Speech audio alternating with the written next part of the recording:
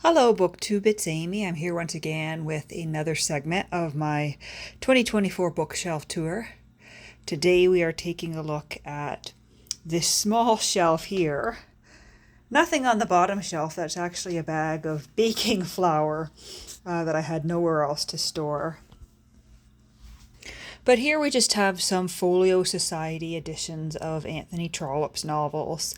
I'm not going to take them out of their cases, but I will open up and show you The Warden, which does not have a case. And so we have in the red cloth there, Can You Forgive Her? In the yellow cloth, Castle Richmond. In the green cloth, Phineas Finn. In the burnt orange cloth, Phineas Redux. In the brown, Dr. Thorne, which is one of my favorite Trollops. And in the orange cloth, The Warden. Little bit dirty. Someone's handled it with dirty fingers at some point. But let's see, I think we're going to have to go down on the floor here so I can show you the book. Nice end papers. Folio Society editions tend to have very nice paper, very nice text for the most part. I'm not always a fan of the illustrations. In some cases, I think Folio Society editions are quite ugly. But these Trollops from the 1990s are quite nice. Then there's just a random drafting pencil here. That was something that was in my grandpa's basement, and I took a fancy to it and grabbed it. On the end here is a small book that was in my grandpa's collection. This one was not in the basement. I don't even know where he picked it up. Somewhere in the last, I think, 10 years of his life, because I remember him showing it. But it's just this little, I guess I would almost call it a nature catechism. It's not in great condition, but it is from the 18th century or the 19th century. I think from the early 19th century. But it is the Catechism of Nature for the Use of Children by Dr. Martinet, translated from the Dutch. And it's these conversations between a tutor and a pupil about nature, but really what it is a religious text.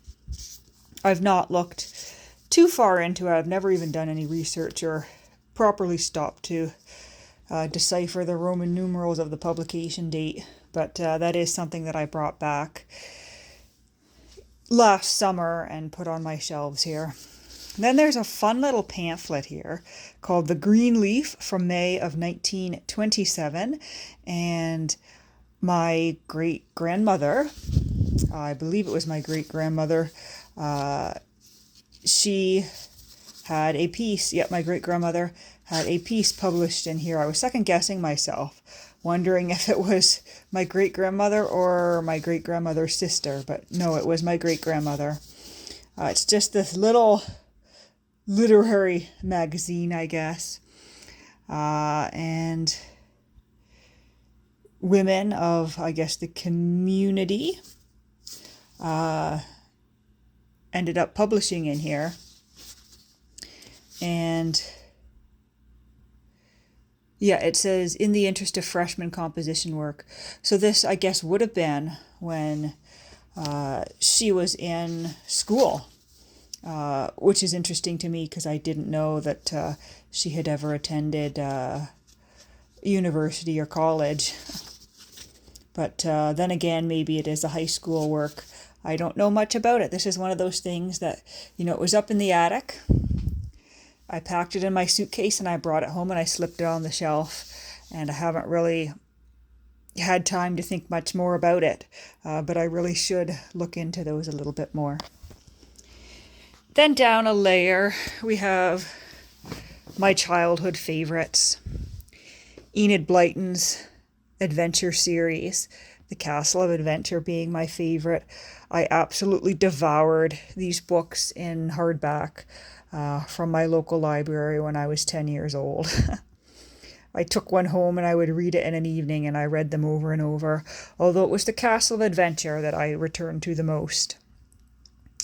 Another childhood favorite, Freddie Goes to Florida by Walter R. Brooks. I have a library discard here, but it's a fun children's novel from the 1920s about a group of farm animals who decide to leave their farm and leave Mr. Bean, who is the farmer, because they're sick and tired of the winter and they want to go south to Florida for the winter like the birds do. And so they set off on foot. Freddie the pig, Charles the rooster, Mrs. Wiggins the cow, Mr. and Mrs. Webb, I think, are the spiders, Emma and Alice the ducks, and Jinx the cat, and I think there might be, forgetting the name of the horse, but it's a fun novel. And there was a whole series of the Freddie books about those farm animals. They went to the North Pole, they went to the moon, but to be honest, I don't think I ever got into much more than Freddie Goes to Florida. And then we have a novel by Arthur Ransom, Swallows and Amazons, which was also a series.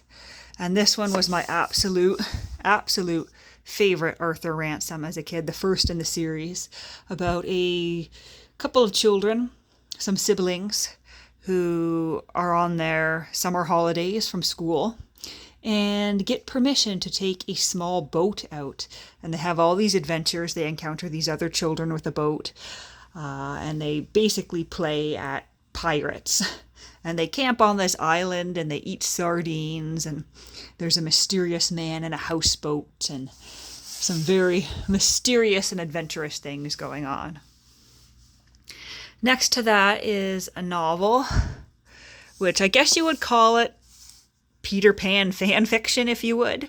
This is a novel called Captain Hook by Hart Hellquist, and I loved this on audiobook when I was in middle school. It's published in the early 2000s, I think, or the late 90s. I should double check on that. But certainly I would have been reading it in the early 2000s. Let's see. 2005, so I would have been reading this a year or two after it came out, because I remember being 11, 12 years old, absolutely obsessed with that novel. It's basically looking at the character of Captain Hook in his youth when he's attending Eton boarding school in England, and he's got some very curious characteristics. You know, he's got this long curly hair that if you cut it, it just grows back, and he's got yellow blood, and he's got a pet spider, and he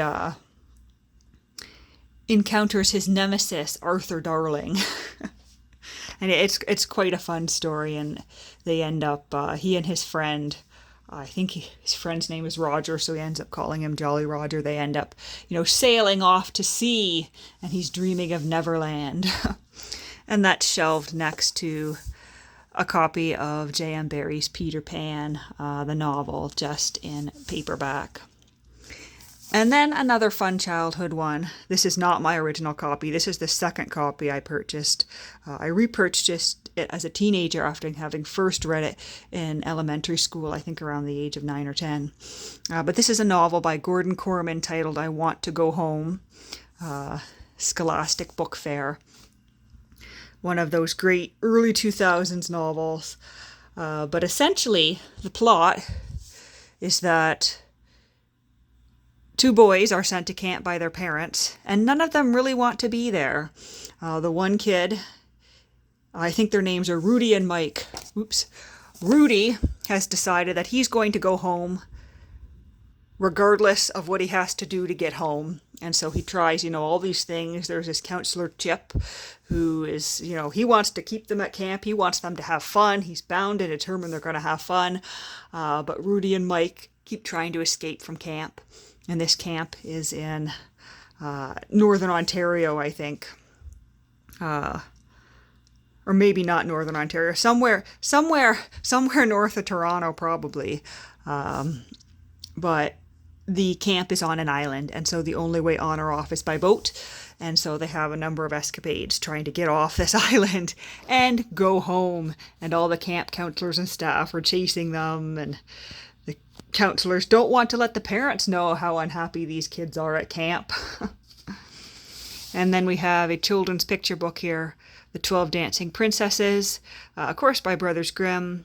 This one's translated by Elizabeth Shub, Elizabeth Shub. And there's pictures by Yuri Shulevitz. And I love these illustrations. That was my favorite edition of the 12 Dancing Princesses as a kid, just because of those illustrations. Coming down one more level here, and I guess I'll just note that's the program for Handel's Messiah I saw in December. Coming down one more level here, this is kind of an odd assortment of books that just ended up here.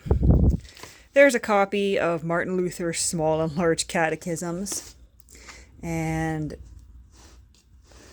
a second copy of Luther's Small Catechism. And this is the kind of format I remember having of the Small Catechism when I was doing my confirmation classes in middle school. The confirmation classes, I only made it halfway through before my family left the Lutheran Church. But everyone in my family had a blue Luther Small Catechism. And I think, my brother used ours, and then he passed it on to me for my confirmation classes. And if I had finished and if we had stayed, it would have gone to my sister for her classes. But that was not to be. But anyway, this copy here I brought home because it was one of my grandpa's copies, but it's from the 1980s, so it's not his original, not the one that he would have used for confirmation, but it is one of his copies of the catechism. Next to that is a copy of the Bible. It's a King James version, not my original as a kid. I grew up with the NIV, New something, I don't even know what New International Version. The NIV was the standard, in the early 2000s where I went to church. But as an adult, I much prefer the King James, and my dad has always carried a copy of the King James with him when he goes to church. I think he still does. A little, very, very compact version that I guess he got when he was in the Navy. Next to that, we have Universal Classics Library Wisdom of Life, just a collection of some of the writings of Schopenhauer. Bringing this down to the floor. Some of his essays. Beautiful title page here. And I admit, this is here on my shelf. It's been on my shelf for a while. But I've not read this one yet. I think it gets missed because it's down here next to the Bibles and stuff. This one I have read. This is the Memoirs of J.M. Dent. J.M. Dent being the very well-known publisher. It's a great little biography there. And I'll just show you the publication date here. This is from the 1930s.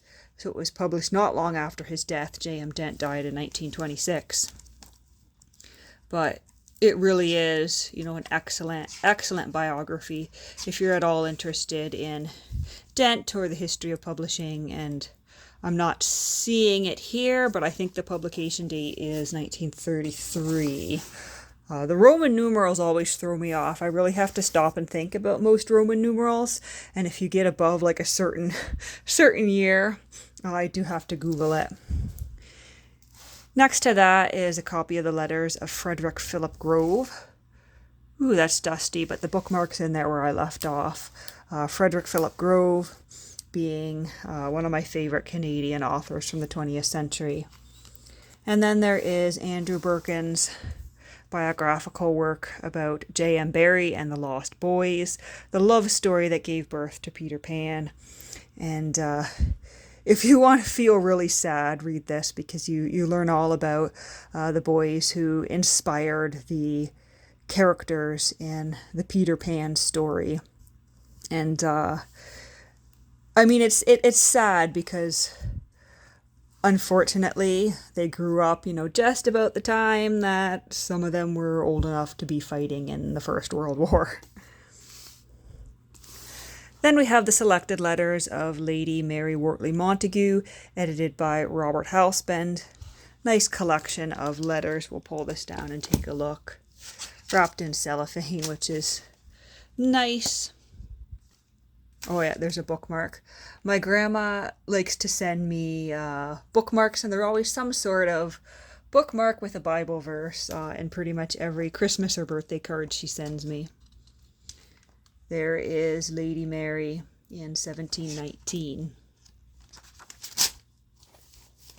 And I absolutely love collections of letters and journals and diaries and memoir. That's pretty much my favorite genre to be reading in. Then this one's hard to see, but it's a copy of A Sentimental Journey and Other Pieces by Lawrence Sterne. Once again, there's a bookmark in there and a lot of dust, but I haven't really gotten that far in Sterne.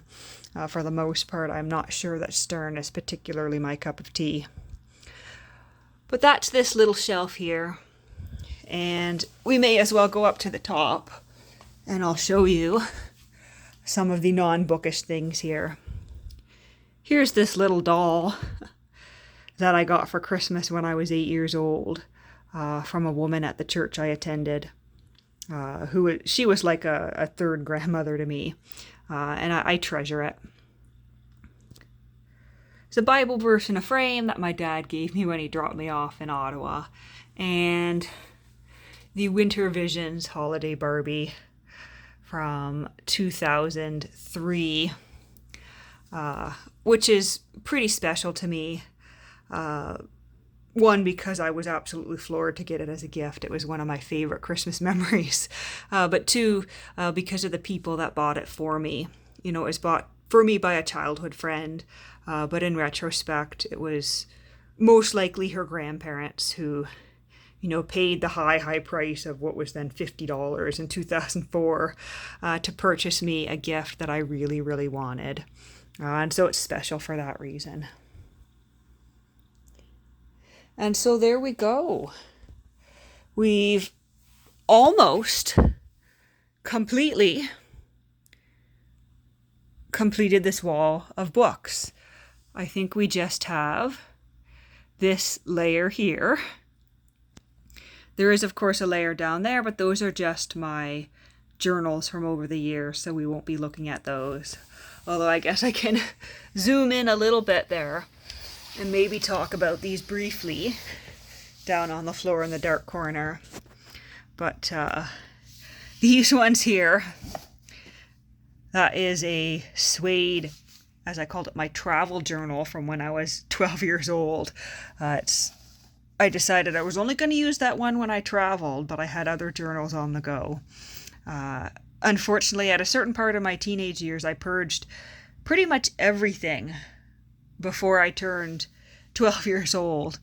And so the oldest one I have is this green one here from, I guess, when I was in grade 7. And that journal, the journal itself was a gift. But I've got, all sorts of notebooks and stuff from middle school and into high school. These are some of the high school ones. That's my grade 9 journal.